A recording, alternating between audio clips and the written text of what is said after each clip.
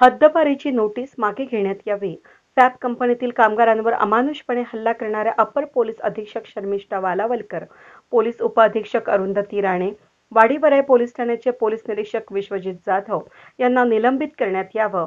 तसंच कामगारांवर दाखल केलेले खोटे गुन्हे मागे घेण्यात यावे. डायनामिक प्रेस्टिज कंपनीतील कामगाराला अपहरण करणाऱ्या कंपनी व्यवस्थापक आणि संजय बुट्टे यांना अटक करण्यात यावी. अशा मागणीसाठी सीटू संघटना आणि जनवादी महिला संघटनेच्या वतीनं बुधवारी वाडीवराई पोलीस ठाण्यावर मोर्चा काढून धरणं आंदोलन करण्यात आलं. आंदोलनानंतर वाडीवराई पोलीस ठाण्याचे पोलीस निरीक्षक विश्वजित जाधव यांना सीटूचे ज्येष्ठ नेते सीताराम ठोंबरे यांच्या नेतृत्वाखाली निवेदन देण्यात आलं. वाडीवराई येथील फॅब कंपनीच्या कामगारांचे आणि कंपनी प्रशासनाचे वाद सुरू असताना कामगारांनी बेमुदत संप सुरू केला होता. तर कंपनीच्या व्यवस्थापनानं परप्रांतीय कामगार आणून काम सुरू केल्यानं कामगार कंपनीच्या प्रवेशद्वाराबाहेरच आंदोलनास बसले होते. मात्र कंपनी कुणालाच दाद देत नव्हती. अशातच SRP पोलिसांसह महिला पोलीस देखील मोठ्या प्रमाणावर हजर झाल्यानं कामगार बिथरले होते. अप्पर पोलीस अधीक्षक शर्मिष्ठा वालावलकर, पोलीस अधीक्षक अरुंधती राणे तसेच वाडीवराई घोटे इगतपुरी येथील पोलीस कुमक बोलवून घेत पोलिसांनी आंदोलन करताना तुमचं आंदोलन बेकायदेशीर असून तुम्ही कामगार उपायुक्त आणि कामगार न्यायालयात दाद मागा अशा सूचना करत येथून निघून जा अशा सूचना केल्या. मात्र कामगार आणि कुटुंबियांनी जाण्यास नकार दिल्यानं पोलिसांनी त्यांच्यावर लाठीचार्ज करीत वाहनात बसवण्याचा प्रयत्न करताच कामगार बिथरून महामार्गावर पळत सुटले. यानंतर सर्वांना वाडीवराई पोलीस स्टेशनला आणून 48 जणांवर गुन्हे दाखल करण्यात आले. या धरपकडीत कामगार नाशिक मुंबई महामार्गावर पळत सुटल्यामुळे बराच वेळ वाहतूक ठप्प झाली होती.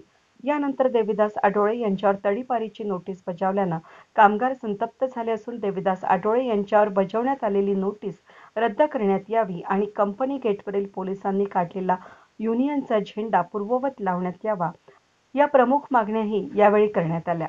यावेळी सिटूचे कांतीलाल गरुड, मच्छिंद्र कत्तीर, दत्ता राक्षे, निवृत्ती कडू, सदाशिव डाके, ज्ञानेश्वर काजळे, अशोक कदम, भाऊसाहेब जाधव, मनोज भोर, विठोबा कातोरे, दत्ता पाळदे, अप्पा भले, जनवादी संघटनेच्या कल्पना शिंदे, सिंधुताई शार्दूल, विजया टिक्कल, मीराबाई सोनवणे, उज्ज्वला गायकवाड, कविता दिघे, सारिका पवार, जयश्री मुर्तडक, भारती मोरे, लक्ष्मीबाई गायकवाड, सोनल गोसावी, वंदना वालझाडे, रेखा वालझाडे, मीरा काळे यांच्यासह शेकडो कामगार आणि महिला आंदोलनास उपस्थित होत्या. केलं का? युनियन करणं हा तर भारताच्या घटनेने दिलेला अधिकार आहे आणि म्हणून कामगार संघटित होऊन जर युनियन करून आपले हक्क मागतोय म्हणजे काही गुन्हा करत नाही. आणि तरी देखील अशा अवस्थेत कामगारांना बाहेर ठेवून कामावरून दूर करून म्हणजे बिना नोटीस बिना काही कारण देताना कामगारांना बाहेर ठेवायचं आणि आपल्या हक्कासाठी आपल्यावर झालेल्या अन्यायाला वाचा फोडावी म्हणून जर कामगार गेटवर बसले तर तिथे पोलिसांच्या मदतीने त्यांना मारहाण करायची हा लोकशाहीला काळीमा फासणारं कृत्य आहे.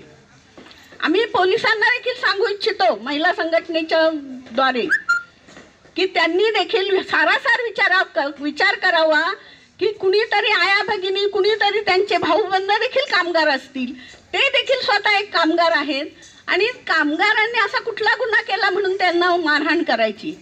या देशामध्ये गुंड सर्रास फिरतात, पोलीस त्यांची पाठराखण करतात. मात्र सर्वसामान्य माणूस गरीब माणूस याला पाहिल्यानंतर पोलिसांचा रुबाब वाढतो आणि पोलीस त्यांना दमदाटी करायला सुरुवात करतो. त्याचऐवजी एखादा गाडीत बसून आला, तुडतुडीत तुकतुकीत त्वचेचा दिसला, थोड्या अंगावरती चांगले स्वच्छ कपडे दिसले की त्याच्या पुढे हाजी हाजी करतील आणि आमचा फाटका माणूस गरीब शेतकरी गरीब कामगार दिसला की त्याच्यावरती रुबाब चढवून बोलतील. काय अधिकार आहे? जर ह्या देशातला कायदा समान आहे की श्रीमंताला तोच कायदा आहे, गरीबाला देखील तोच कायदा आहे. पोलिसांनी देखील समान वागणूक द्यायला पाहिजे. समजा मालकाने त्यांना जर आवाहन केलं, खोटं नाटं सांगितलं तर त्यांनी पडताळणी करून पाहायला पाहिजे की याच्यातलं सत्य काय आहे, कामगारांचा गुन्हा काय आहे, कशासाठी कामगारांनी काय कुठल्या मालकावरती दगडफेक केली होती, मालकाला अडवलं होतं, मॅनेजरला मारलं होतं, मग कुठल्या गुन्ह्यासाठी त्यांना मारहाण करायची. आमचे देवीदास आडोळे जे कामगारांच्या हक्कासाठी लढतात वाडीवराई इगतपुरी या परिसरात, तर त्यांना काय तर तडीपारीची नोटीस कुठल्या कायद्याखाली, कुठलं कृत्य केलं त्यांनी, असं कुठला गुन्हा केला म्हणून तडीपारीची नोटीस.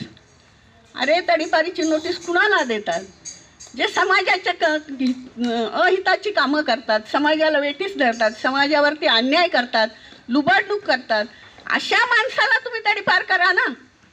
कामगारांच्या, सर्वसामान्यांच्या, शेतकऱ्यांच्या हक्कासाठी लढणाऱ्या माणसावरती जर तडीपारीची नोटीस तुम्ही काढत असाल तर काढताना तुम्ही देखील हा विचार केला पाहिजे की कुठल्या कायद्याखाली कुणावरती आपण कारवाई करतो आहोत आणि ती योग्य आहे की अयोग्य आहे. की वरून कुणीतरी दबाव टाकला, कुठेतरी पैशाचं वजन ठेवलं की मग कुणावरही कुठल्याही कायद्याखाली कारवाई करायची का?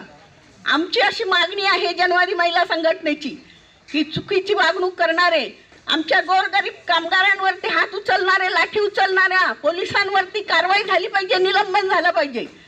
देवीदास आडळेसारख्या निष्कलंक आणि निर्व्याज म्हणजे जे निस्वार्थपणे सेवा करत आहेत कामगारांची, त्यांच्यावरती तडीपारीची नोटीस काढणाऱ्या अधिकाऱ्यांचं देखील निलंबन झालं पाहिजे. ही आज आमची मागणी आहे जनवादी महिला संघ. वेद न्यूजसाठी व्हिडिओ जर्नलिस्ट स्वप्नील पुरोहित, इगतपुरी.